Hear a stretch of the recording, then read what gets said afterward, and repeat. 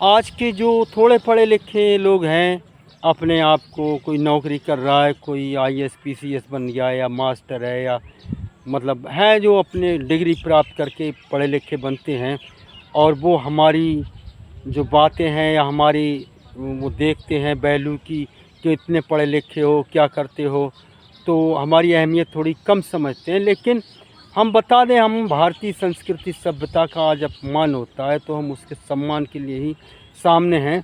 और हमारे देश की संस्कृति सभ्यता आज भी दुनिया से सबसे श्रेष्ठ है। हमारे एक एक शब्द में हजारों हजारों शब्दों का सच छिपा है, और ये हकीकत है कि हमारे एक एक शब्द में संसार को हिलाने का रहस्य छिपा है, और वो विज्ञान हमारे पास भी है। तो हम इसका कोई वो नहीं करते अहंकार कि हम ऐसा कर देंगे वैसा कर देंगे। तो यही हमारे गुरुओं ने ज्ञान दिया है, जो सार बहुत समझाया, उसको आज नष्ट कर दिया है स्वार्थी लोगों ने, और अपने आप को बहुत बड़े गुरु बनते हैं, बहुत बड़े शंकराचार्य आचार्य पता नहीं क्या क्या अपने तो बनते हैं। तो और जो मानवता इंसानी की बात करते हैं, तो बस सिख मिशन में यही तो है कि चाहे वो फ़कीर था या कोई संत था या कोई अगर मतलब कोई छोटा से छोटा काम करने वाला था, यहाँ तक कि रविदास जी खुद जूते बनाते थे और गुरु नानक देव जी खुद खेती किसानी का काम करते थे, तो उनको भी गुरु माना गया है। और उनके अंदर योग्यता इस भारत की धरती ने, इस प्रकृति ने इतनी दी थी कि बड़े बड़े अच्छे ज्ञानियों को झुकाया था, और वैसा ही हमारे साथ भी हो रहा है। आज सबसे बड़ी यही विडम्बना है कि यहाँ सिद्धार्थ गौतम बुद्ध से भीमराव अम्बेडकर मिशन शुरू करते हैं, तो सिद्धार्थ गौतम बुद्ध पैदा हुए, उनके साथ में जितने भी और उनके मिशन पर चलने वाले पैदा हुए आज भी हैं, और भीमराव अम्बेडकर खुद थे, और जो लड़ाई जिनसे लड़ रहे थे उनसे वो जीत नहीं सके थे।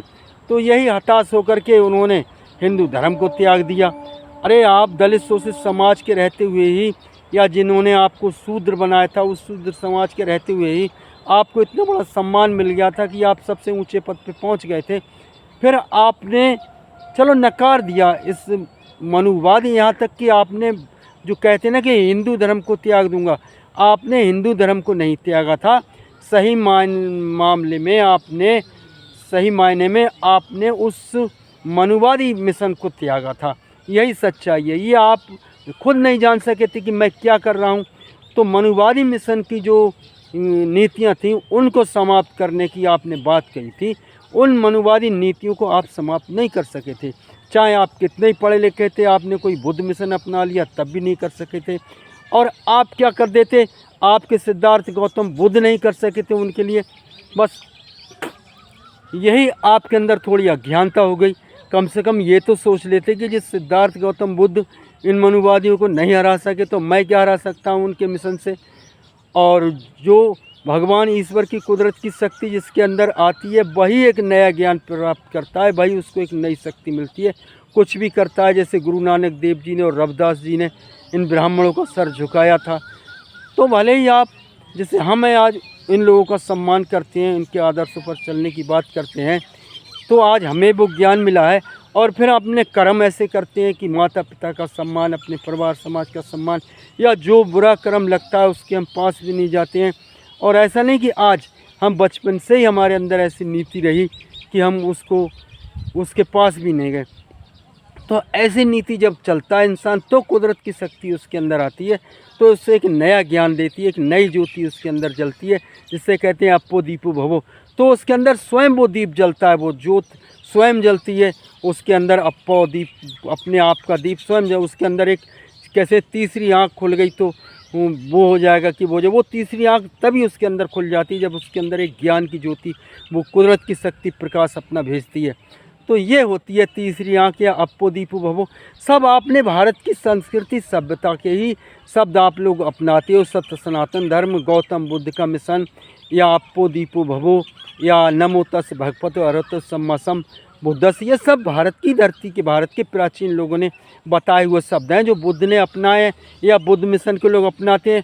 उनको कोई ज्ञान नहीं है इस बात का। आप जिसके लिए आप भारत की पूरी संस्कृति सभ्यता को नकार दिया आपने, आप पूरे भारत के 90% लोगों के दोषी बन गए हो।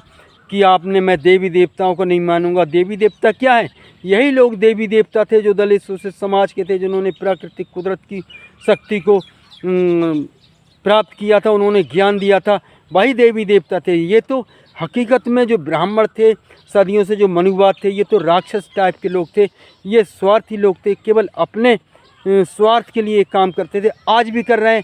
अगर वो केवल पूरे भारत की जनता को आज गुमराह किए हुए हैं, उनमें सिख समाज के भी लोग चले जाते हैं, आपके भी, हमारे जाटव समाज के लोग, बहुत लोग जा रहे हैं। जैसे एक वो हैं गंगाराम अम्बेडकर, मायावती उनकी गीत गाती हैं, बहुत से लोग ऐसे हैं हमारे यहाँ के, खुद जो बहुजन समाज पार्टी से ब्लॉक प्रमुख रहे हीरालाल वो इसमें चले गए। तो किस किस की बात बताऊँ, एक और हैं बहुत से लोग, तो बहुत से लोग ऐसे जाटव जाति के लोग इसमें जा रहे हैं। तो क्या ये सिर्फ अपने स्वार्थ को काम करते हैं? ये देश के सम्मान को नहीं, ये दबे कुचले समाज के सम्मान के लिए, ये वही मनुवादी लोग हैं। इनको आप भी नहीं समझ पाए।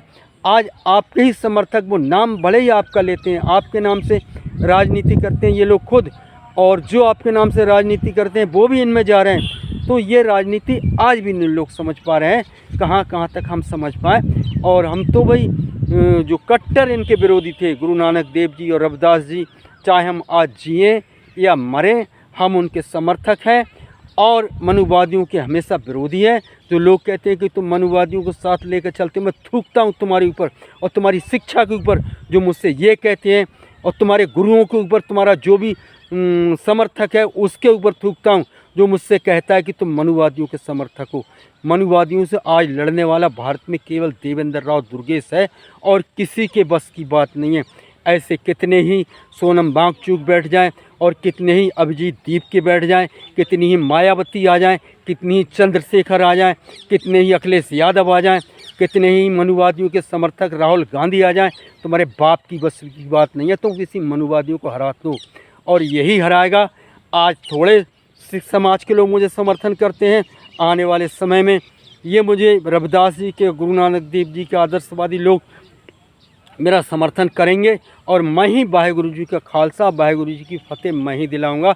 मेरा ही समर्थन जो चल रहा है आज, जो दुनिया आज चक्रव्यूह बनी हुई है, हमारे भारत सहित पूरे संसार में ये चक्र चल रहा है, ये मेरा ही मिशन है। जो मैंने शुरू में ही बता दिया था कि हम जो भी काम करते हैं विश्व स्तर का करते हैं और संसार से बुराई दूर करने के लिए कर रहे हैं, मानवता इंसानियत को लाने के लिए कर रहे हैं। यही हमारा मिशन है और इसमें कोई भी बाधक बनेगा तो उसको मुंह की खाने पड़ेगी, चाहे दुनिया का कोई भी XYZ वैज्ञानिक या किसी देश का राष्ट्रपति प्रधानमंत्री हो, पूरे संसार का यही हमारा मिशन है।